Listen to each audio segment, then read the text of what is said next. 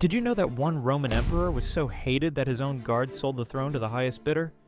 In 193, Emperor Pertinax tried to restore order to Rome after the mad ruler Commodus was murdered, but his strict reforms made him powerful enemies. After just 87 days on the throne, his own Praetorian guards stormed into his palace and brutally killed him.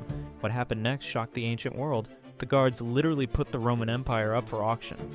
Two wealthy senators, Didius Julianus and Sulpicianus, stood outside the Praetorian camp shouting higher and higher bids like they were buying cattle at a market.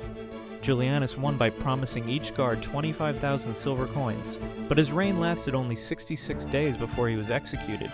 This bizarre auction showed how far Rome had fallen from its glorious past. The mighty empire that once conquered the known world was now being sold like a piece of property by corrupt soldiers.